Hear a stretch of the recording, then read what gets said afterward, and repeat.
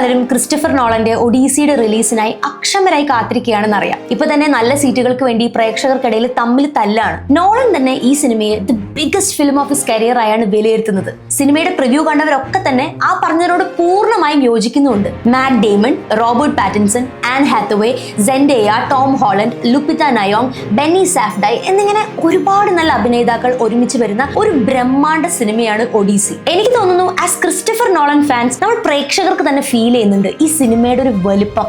I personally have plans to watch it multiple times in cinemas. കാരണം ഈ ചിത്രം തീർച്ചയായും once in a lifetime തിയേറ്ററിൽ തന്നെ എക്സ്പീരിയൻസ് ചെയ്യേണ്ട ഒന്നാണ്. കൊച്ചി സിനിപോളിസിലും തിരുവനന്തപുരം PVRലും ഐമാക്സ് ഉള്ള സ്ഥിതിക്ക് മിക്കവാറും കേരളത്തിലുള്ളവർ ഒഡീസി കാണാൻ ചൂസ് ചെയ്യുന്ന ഓപ്ഷൻസ് അതായിരിക്കും. പക്ഷെ അൺഫോർച്ചുനേറ്റ്ലി നിങ്ങൾ കാണുന്ന screen is not meant for Odyssey. This film is so special and rare. കാരണം ലോകത്തെ 40 തിയേറ്ററുകൾക്ക് മാത്രമാണ് നോളന്റെ ഒഡീസി പെർഫെക്റ്റ് ആയി സ്ക്രീൻ ചെയ്യാൻ പറ്റും. കാരണം ഈ ചിത്രം ഷൂട്ട് ചെയ്തിരിക്കുന്നത് ഐമാക്സ് 70mm ഫിലിം ഫ്രെയിം. നമ്മുടെ സാധാരണ 35mm ഫിലിം ഫ്രെയിമിനെ അപേക്ഷിച്ച് ഏകദേശം 10 മടങ്ങ് വലുതാണ്. അത് മാത്രമല്ല, ഈ പറഞ്ഞ 70mm ഫിലിം സ്റ്റോക്കിൽ ചിത്രീകരിച്ച ലോകത്തിലെ ആദ്യത്തെ ഫീച്ചർ ഫിലിം കൂടിയാണ് ഒഡീസി. സാധാരണ നമ്മുടെ തിയേറ്ററിലെ സ്ക്രീനുകളിൽ പല റേഷ്യോയിലുള്ള സിനിമ സ്ക്രീൻ ചെയ്യുന്ന സമയത്ത് സൈഡിലോ അല്ലെങ്കിൽ മുകളിലോ താഴേക്ക് ആയിട്ട് ബ്ലാക്ക് കളറിൽ ബ്ലാങ്ക് ആയി കിടക്കും. പക്ഷെ ഒഡീസിക്ക് അങ്ങനെ ബ്ലാക്ക് കളറിൽ ഒരു ബ്ലാങ്ക് ഉണ്ടാവാൻ പാടില്ല. റൂഫ് മുതൽ ഫ്ലോർ വരെയുള്ള 1.43:1 വൈഡ് ഫോർമാറ്റിലാണ് ഈ ചിത്രം കാണേണ്ടത്. അത്തരം ഒരു സ്ക്രീനിന്റെ ഉള്ളിലൂടെ ശരിക്കും ഒരു വിമാനത്തിന് കടന്നു പോകാനുള്ള സ്പേസ് ഉണ്ടാവും എന്നാ പറയുന്നത്. പക്ഷെ ആ ഗോൾഡൻ ലിസ്റ്റിലുള്ള തിയേറ്ററുകൾ നമുക്ക് ലഭ്യമല്ലാത്തത് കൊണ്ട് തന്നെ അടുത്തുള്ള പ്രീമിയം ലാർജ് ഫോർമാറ്റിലായിരിക്കും നമ്മൾ ഒഡീസി കാണാൻ പോകുന്നത്. ഞാനടക്കം പലർക്കും ഉണ്ടായ സംശയമാണ്, എന്നാ പിന്നെ 70mm ഫിലിം ഫ്രെയിം സ്ക്രീൻ ചെയ്യാൻ പറ്റുന്ന ഒരു തിയേറ്റർ ഇവിടെ അങ്ങ് പണിതാ നമുക്കും സിനിമ കാണാൻ പോവാലോ. പക്ഷേ it is not that easy. കാരണം ഒഡീസി എഡിറ്റ് ചെയ്തിരിക്കുന്നത് വളരെ കോംപ്ലിക്കേറ്റഡ് ആയ രീതിയിലാണ്. സാധാരണ നമ്മുടെ നാട്ടിലെ സിനിമ ഷൂട്ട് ചെയ്യുന്ന 4K 8K റെസൊല്യൂഷൻ പോലെയല്ല 70mm film print. 18K high resolution ആണ്.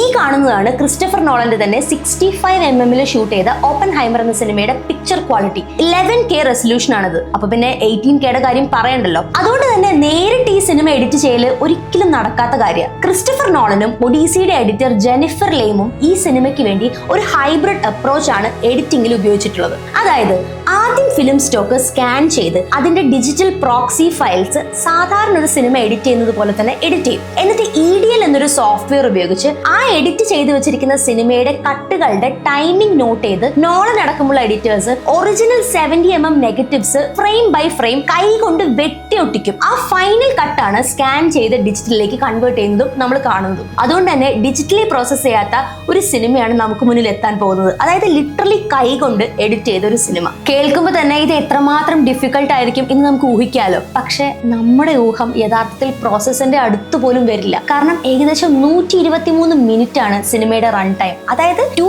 മില്യൺ ഫീറ്റ് ഓഫ് ഫിലിം ഈ സിനിമയുടെ ഫിലിം റീൽ നിരത്തി വെച്ച ഏതാണ്ട് 11 മൈൽ ദൂരം വരും. ഈ ഒറിജിനൽ സിനിമാ പെട്ടിയാണ് നേരത്തെ പറഞ്ഞ സെലക്ടഡ് ആയ തിയേറ്ററുകളിൽ എത്താൻ പോകുന്നത്. ഇത് ഷിപ്പ് ചെയ്യുന്നതിന്റെ ബുദ്ധിമുട്ടാണ് യഥാർത്ഥത്തിൽ ഈ സിനിമയെ ഇത്രമാത്രം എക്സ്ക്ലൂസീവ് ആക്കുന്നത്. ചിലരെങ്കിലും ആലോചിക്കുന്നുണ്ടാവും എന്തുകൊണ്ടാണ് ഇതുവരെ ആരും ഐമാക്സിൽ ഷൂട്ട് ചെയ്യാതിരുന്നതെന്ന്. കാരണം it is extremely difficult to handle the IMAX cameras. ഒഡീസിക്ക് വേണ്ടി യൂസ് ചെയ്തിട്ടുള്ള ഐമാക്സ് ക്യാമറ പൊക്കാൻ തന്നെ ഏതാണ്ട് 6-5 ആളുകൾ വേണം. അതിന്റെ കാരണം നേരത്തെ പറഞ്ഞതുപോലെ ഇതിൽ ഉപയോഗിച്ചിട്ടുള്ള 70mm ഫിലിം ആണ്. പിന്നെ ഈ ക്യാമറ റൺ ചെയ്യാൻ വളരെയധികം ശബ്ദം നോയ്സ് ഉണ്ടാക്കുന്ന മാസീവായ മോട്ടോഴ്സ് ഉപയോഗിക്കുന്നുണ്ട്. ഡയലോഗുകളുള്ള സീനുകൾ ഷൂട്ട് ചെയ്യാൻ അതുകൊണ്ട് തന്നെ വളരെ ബുദ്ധിമുട്ടായിരിക്കും. സോ നോളന്റെ ആവശ്യപ്രകാരം ഈ ക്യാമറ സൗണ്ട് പ്രൂഫ് ആക്കാൻ വേണ്ടി പെട്ടി പോലെ അടയ്ക്കാനും തുറക്കാനും പറ്റുന്ന ഒരു യന്ത്രം തന്നെ അവർ ക്രിയേറ്റ് ചെയ്തു.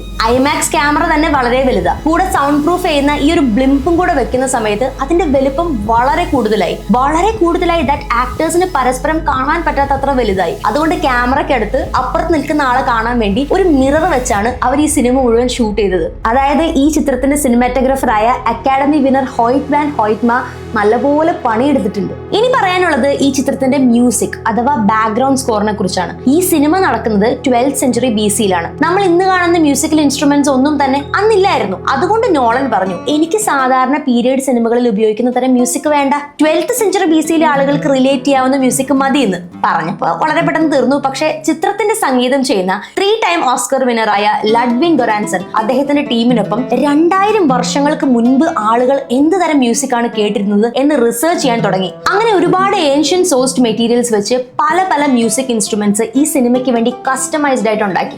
ഈ കഥ നടക്കുന്നത് ബ്രോൺസ് ഏജിലായതുകൊണ്ട് തന്നെ വെങ്കലം ഉപയോഗിച്ചാണ് ഇതിന്റെ സ്കോർ ഒരുപാട് ക്യാപ്ചർ ചെയ്തിരിക്കുന്നത്.